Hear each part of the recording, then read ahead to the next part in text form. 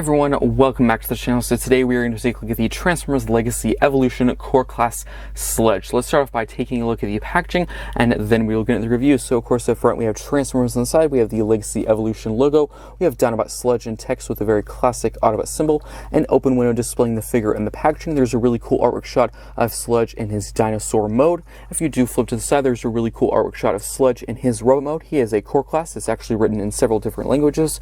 And if you do flip to the back, he transforms in 8 steps. There is several product shots, one of the robot and dinosaur mode, and of course this is actually one of 6, so this actually will combine to form Volcanicus. I also do have Slug or Slag, whatever you want to call it, and his review should be up on the channel, or will be up on the channel very soon. If you do have another core class like Sound Blaster, you can put both boxes together and complete the full Legacy Evolution artwork, which I think is a really cool feature, a part of this packaging. And that is pretty much it for the packaging. Let's now get into the review.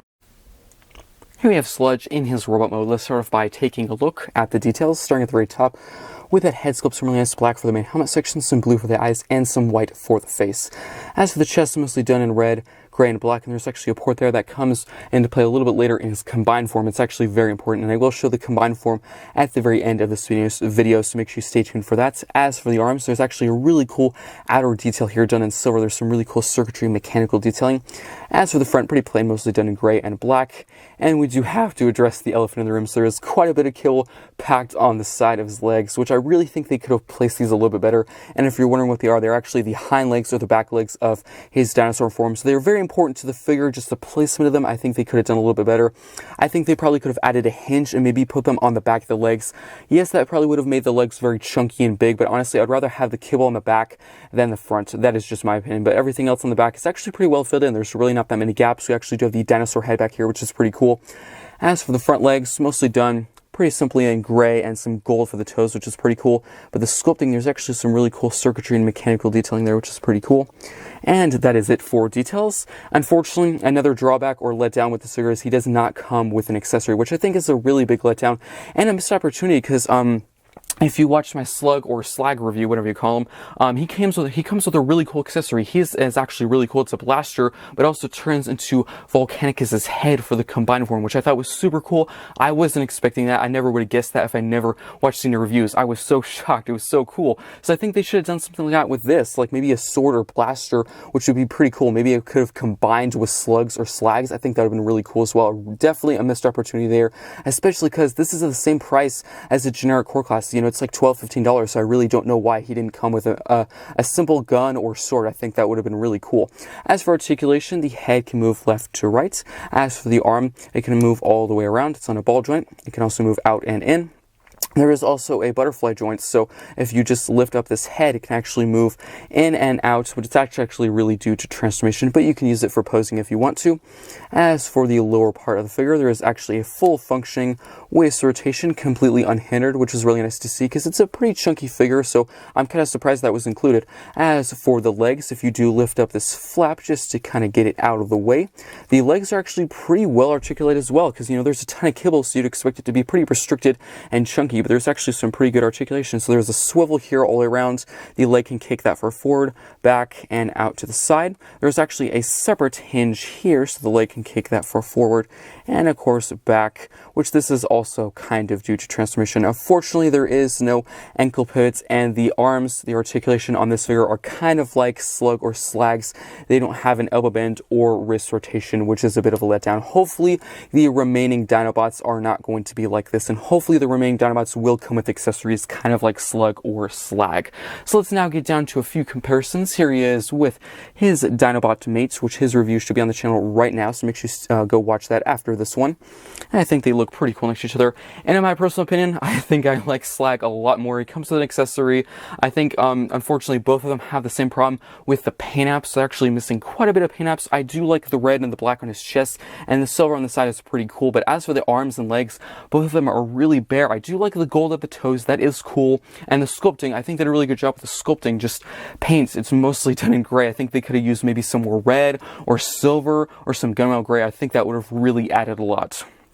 And now for another Legacy Evolution comparison. Here he is with Sound Blaster, and his review should also be on the channel right now. And they do look pretty cool next to each other. And now for a few random ones. Here he is with Kingdom G2 Megatron.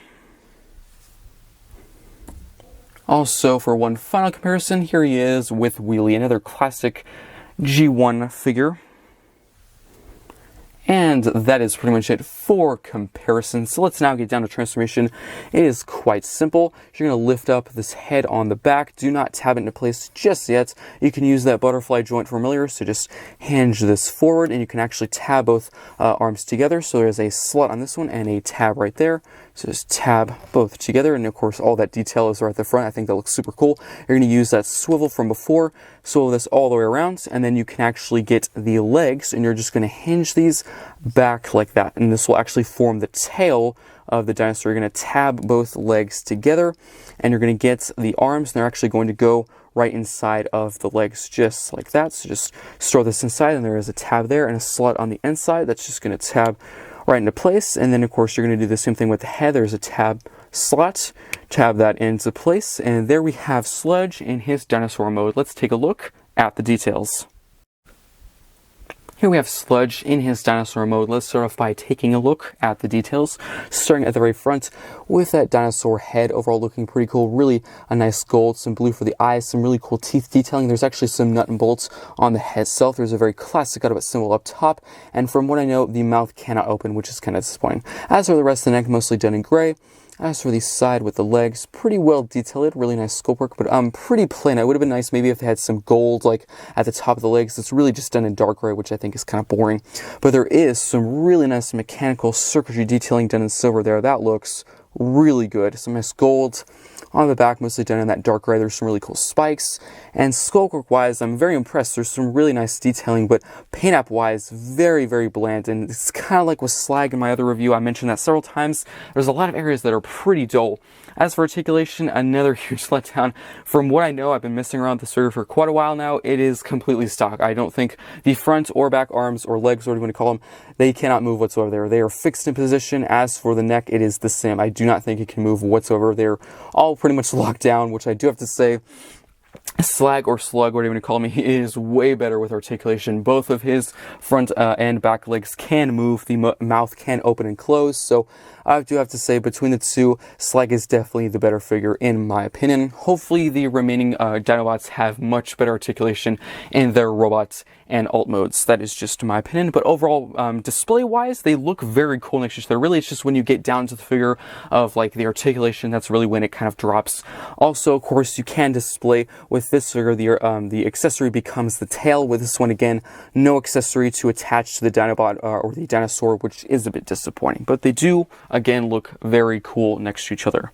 And it'll look really cool when you get all 6 Dinobots and put them on one shelf. That look absolutely awesome, in my opinion. But overall, that is pretty much it for the comparisons and the dinosaur mode. So let's quickly get down to transformation into the combine mode. So what I'm actually going to do is I'm actually going to go off cam, transform him back into his robot, because I think it's a little bit easier, just quicker to transform him from robot to combined form. That's just my opinion. Of course, you can do it how you wish. You can easily transform it from the dinosaur to the combined form, but I just find it a little bit easier. So let's now get down to that. So now for transformation into the combined form, what you're going to do is get his arms. You're just going to angle them up like that. And I will bring out Slag or Slug in just a sec to connect to him. And I'll show you, of course, how all the connections work. And if you want to see the configuration for Slag into his combined form, go watch the Slag review. Then what you're going to want to do is get both legs. So you're going to use that swivel, just hinge these out just like that. So you can just flip that whole panel down. And then you're going to get the entire leg. There's actually a notch right there, and there is a tab right there that's just going to tab right into place just like that, and do the same thing on the other side. So there's a tab and there's like a notch right there that's just going to tab right into place just like that, and there we go. As for the last step, you're going to get, this is part of Slag's accessory. There is a port right there, and there is a peg that's just going to plug right into place just like that. And there we have Sludge in his combined form. It doesn't look like much, but it's actually really cool when you combine him to the other Dinobot. So let's actually bring out Slag. Here is his combined form, and how all the connections work is there is actually 3 ports up top, and there is 3 pegs right here, and that's how that connects. And then there is actually quite a few more. So there is a peg here, and there is a port on the inside right there. So let's do all that. Let's just combine all these, and I'll tell you the others. So just align all of them up and connect everything into place just like that. And then of course we can connect the arms to those pegs like that. Oops. Connect both of them there. Just like that. And there is one more connection, which I guess it really doesn't matter that much. So of course you can see there is a whole port inside of the hand, and there is a peg on the shoulder piece. It's supposed to tap into place, but it doesn't really, but it's completely fine, of course, because I showed several other connections. So it's actually really solid and really secure. I'm not going to show a ton of details of this mode because I probably will do a whole video, kind of like the Stunticons. When I finally get breakdown from the first wave of Legacy Evolution, I'll do a whole video on Menasor and the Stunticons. So whenever I get all 6 Dinobots, of course, I'll review them individually, but I might do a whole video just on the Dinobots alone, and a whole video, of course, covering Volcanicus in itself. But just quickly covering them, again, I don't want to show too much because I don't want to repeat it later, but I really do like how there's the entire huge Triceratops head on the front. That actually looks super cool. I do hope that this peg here is covered up because I don't really like that. I know it's tiny, but it looks a little bit ugly. I really do like the silver details sticking on the side. That's super cool. Of course, we do have some ports on the side, which you can, of course, conclude that probably will be where you connect the arms. Hopefully it's a very secure connection. I do see that there are some tabs here, so maybe those will also help the connection. I do hope it's as solid as this because it's actually really secure, very tight connections, which is super cool. And everything else, as you can see on the back, it's a little bit odd. There's, of course, really just the entire back half of the Triceratops back here. So maybe for the remaining Dinobots, maybe we'll change this up a little bit because it does look a little bit silly to have the hind legs just stay in one place. But overall, I think it looks super cool in my opinion. And if you just want a scale or a size comparison just to see how big this is, here is, of course, a core class. This is Legacy G2 Megatron, just to show you how big this thing has gotten. And this is just 2. Of course, we still have 4 more. We have 2 arms and 2 legs. So this thing is going to be pretty big. Probably, I would say, maybe a Voyager or small leader size, which is pretty cool. But that is pretty much it for the combined form and this figure. So let's now get down to the final thoughts. Now for the final thoughts for the Transformers Legacy Evolution Core Class Sludge, starting in the remote. I actually really do like the design of the head sculpt. It's very G1 classic. I think they did a really good job with that. I also really do like the silver kind of metallic cool circuitry detailings on the side of the arms. That's super cool as well. And the whole dinosaur head on the back, actually, I really do like that look as well. And of course, we do have to address the elephant in the room, which is the huge amounts of kibble on the sides of his leg, which I think is a big problem. But honestly, I think they definitely could have probably put a hinge and had them stored on the back. Yes, it would have made the whole legs on the back super chunky, but I'd rather have the kibble on the back of the figure than the front. So that is just my opinion. Another huge withdrawal or disappointment is, unfortunately, he does not come with an accessory, which I really think he should have, because it's the same price as the typical core class figure. I really wouldn't say he's any bigger. Yes, maybe if he was a bigger core class like than all the others, then I'd say, okay, I'll make an exception, but I would say he's pretty much a standard size core class figure, so I really don't know why he didn't come with an accessory, and especially since we got a really cool accessory with Slag or Slug, because his accessory turns into Volcanicus' head, which I thought was super cool and creative, and maybe they could have done something like that too, like maybe they could have given him a blaster and it could have combined with Slag's weapon. I don't really know, maybe something like that. And articulation-wise, pretty good actually where the legs are concerned, because I was thinking mostly the legs were going to be very stock, very hard to move, hard to pose, because there's a ton of stuff on them, very chunky, but there's actually quite a few hinges and swivels, so you can actually put them in some pretty cool poses where the legs are concerned.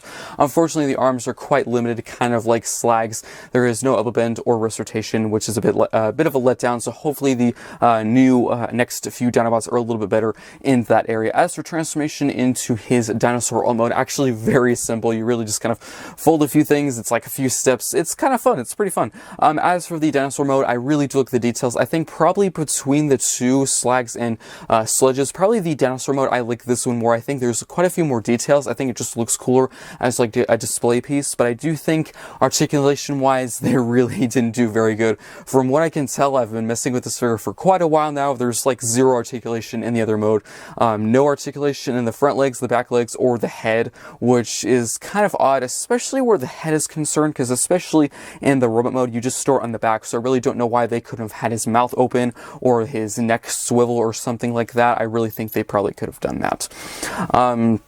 And of course, for transformation into his combined form, it's actually quite simple. I would advise probably for transformation into the combined form, I'd probably do it from robot to combined form, not Dinobot or dinosaur to the combined form. It's just a little easier. That's just my opinion, but I think it looks super cool. Of course, on its own, Sludge on its own in its combined form looks a little bit odd. You're like, what is this supposed to be? But when you combine it to Slug, it actually adds quite a bit. It looks super cool. I really do like the look of it. I'm really looking forward to the remaining core class Dinobots because it's pretty big. I did a size comparison if you missed it when I was showing the combined form. I did a size comparison to G2 Megatron, and he's a pretty decently sized core class, and I compared the two stacks or two connected, and it's pretty big. It's just two of them, and of course there's four more. So this could probably be, I would say, maybe roughly Deluxe or Voyager size combiner, which is going to be pretty cool. I'm really looking forward to that. So let me know what you think of this figure in the comment section down below. Hope you enjoyed this review. Do you like this figure, or are you kind of mixed bag because of all the kibble and there's a few problems here and there? Will you be picking up the core class Dinobots, or are you just going to go for the leader class Studio Series Dinobots and not do the core class ones? I'm probably just going to stick to the core class ones. That's just my opinion. Hope you enjoyed, and I will see you next time.